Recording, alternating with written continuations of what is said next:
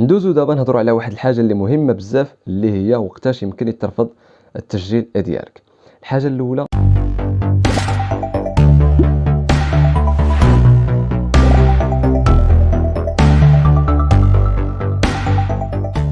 السلام عليكم، نتمنى تكونوا بخير ونتمنى ان شاء الله تكونوا مزيانين، ومرحبا بكم في فيديو جديد. هذا الفيديو الاخوان خصيصا للناس اللي مهتمين بقرعه امريكا. درت لكم هذا الفيديو باش نعلمكم باللي ان شاء الله نهار 2 اكتوبر غادي يبدا التسجيل في قرعه امريكا. بالنسبه للناس اللي كتسول شنو هما الشروط المطلوبه باش يمكن لي ندفع لهذه القرعه، اول شرط هو على الاقل انه يكون عندك البكالوريا او احدى الشهادات العليا بحال مثلا الماستر او الدكتوراه، او لا يكون عندك شي دبلوم تقني متخصص. وكيعطيو فرصه بالنسبه للناس اللي ما عندهاش البكالوريا ولكن كتكون عندها شي اكسبيريونس على الاقل 5 سنوات في شي مهنه، بالنسبه للمهن اللي ديجا كيكونوا مطلوبين في السيت. من بعد ان شاء الله غادي نزيد نشرح لكم هذا البلان هذا. المهم نتوما ركزوا ليه غير البكالوريا، يعني تكون عندك اقل شيء البكالوريا. بالنسبه للناس اللي عندهم يعني اكسبيريونس في شي مهنه، غادي نحاول ندير لكم فيديو ونوضح لكم هذا الشيء هذا. ولكن ما تنساوش الشرط ديال تكون قاري 12 سنه، واخا ما يكونش عندك الباك. يعني الناس اللي ما عندهمش الباك كيكونوا يعني قراو 12 سنه وما عندهمش الباك، هما اللي كيكون عندهم داك البلان ديال تكون عندك شي اكسبيريونس في شي مهنه. بالنسبه للمهن اللي ديجا كما قلت لكم كيكونوا هما طالبين في السيت. بالنسبه للناس اللي كيسولوا واش كاين شي شرط ديال السن، لا ما كاين حتى شي شرط على السن. شواهد اللغه غير مطلوبه، وحتى جواز السفر غير مطلوب في التسجيل. بزاف منكم فاش غادي يدخلوا يتسجلوا غادي يلقاو الدي في 2026 وما غاديش يلقاو الدي في 2024. دابا غادي نوضح لكم هذه النقطه. وقتاش كيتم الاعلان على قرعه امريكا؟ يعني هذه السنه غيتم الاعلان عليها، يعني كما قلنا بدايه التسجيل 2 اكتوبر 2024 ياك.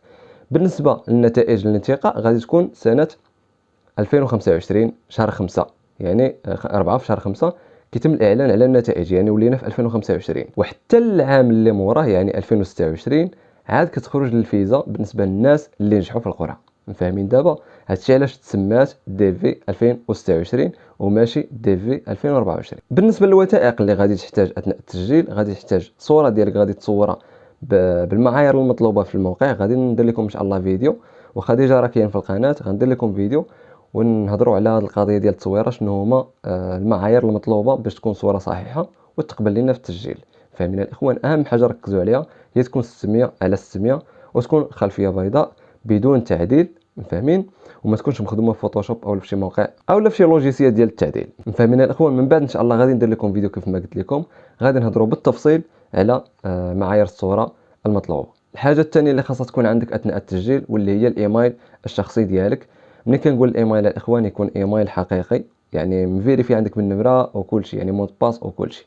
ماشي يكون عندك ديال بلاي ستور دوز واحد يعني عام ما تلقاوش داك الايميل، لا خاص يكون عندك ايميل يكون يعني خدام عندك ديما كتخدم به، يعني شخصي كتخدم به في اي حاجه، حيت كتحتاجو من بعد ان شاء الله الا نجحتي في القرعه. فالا ما كانش عندك شي ايميل حاول توجد شي واحد مفيريفي بالنمره ديالك وكل شيء، باش هكا يبقى عندك ديما وفي اي حاجه تخدم به. ندوزو دابا نهضروا على واحد الحاجه اللي مهمه بزاف، اللي هي وقتاش يمكن يترفض التسجيل ديالك.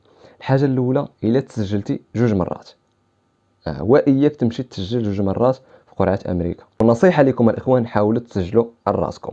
كل سنه كندير لكم طريقه التسجيل في قرعه امريكا من الاول حتى الاخر، وماشي غير انا. دخلوا اليوتيوب كتبوا غير طريقه التسجيل في قرعه امريكا، غادي تلقاو بزاف ديال الناس كيهضروا على طريقه التسجيل. تسجل اخويا بشويه عليك. اهم حاجه كنوصيك عليها واللي هي التصويره ديالك تكون كتحترم المعايير المطلوبه. اما الشيء الاخر كتدخل غير المعلومات ديالك، وركز بشويه عليك باش الامور ديالك كتكون مزيانه. يعني حاول المره الاولى انك تسجل مزيان وتاكد من المعلومات ديالك عاد ترسلهم. الحاجه الثانيه اللي يقدر ترفض التسجيل ديالك واللي هي انك تحط شي صوره ما كتحترمش كاع المعايير اللي هما طالبينها في الموقع ديالهم. لهذا الاخوان التصويره ديالكم خاصها تكون كتحترم كاع التفاصيل اولا كاع الشروط اللي مطلوبه عندهم في السيت، باش هكا التسجيل ديالك كيتقبل بنجاح. الحاجه الثالثه واللي كيديروها بزاف ديال الناس، ما كيكونش عندهم البكالوريا كاع بمره، كيكون عنده السيزيام هو ديجا منقاطع في السانكيام ولا السيزيام، وكيدخل يتزاحم مع الدراري ديال البكالوريا اولا الناس اللي عندهم شواهد عليا بحال الماستر بحال الدكتوراه. كيدخل كيقول لك انا نجرب حظي، كيتسجل، كتطلع فيه بانه راه نجح في القرعه، وهذوك مساكن صحاب الباك ما كينجحوا ما والو، هو كتطلع فيه بانه راه نجح. ملي كيجي يا خويا يمشي يدوز الشفوي كيلقاو ما عندوش البكالوريا، كيقولوا له سير بحالك. فهمتوا؟ يعني هنا بنادم كيتسجل بحاجه كاتبه بانه راه عنده البكالوريا، وهو راه ما عندوش كاع في الاصل البكالوريا. لهذا الا ما كنتيش كتوفر على الشروط المطلوبه لقرعه امريكا، احسن لك بلا ما تدفع. الحاجه الرابعه كترفض الملف ديالك الا دخلتي المعلومات ديالك غير صحيحه. لهذا الاخوان كما قلت لكم قبل، حاولوا تاكدوا مزيان ملي تكونوا كتسجلوا، عاد رسلوا الدوسي ديالكم. هذه هي الامور اللي بزاف ديال الناس كيسولوا عليها، حاولت نلخصها لكم في هذا الفيديو هذا. كنتمنى يعجبكم الفيديو، وكنتمنى تكونوا استفدتوا منه. غادي ان شاء الله ندير لكم فيديو اخر، غادي نهضروا على الصوره، يعني المعايير او الشروط ديال الصوره مطلوبه للتسجيل في قرعه امريكا.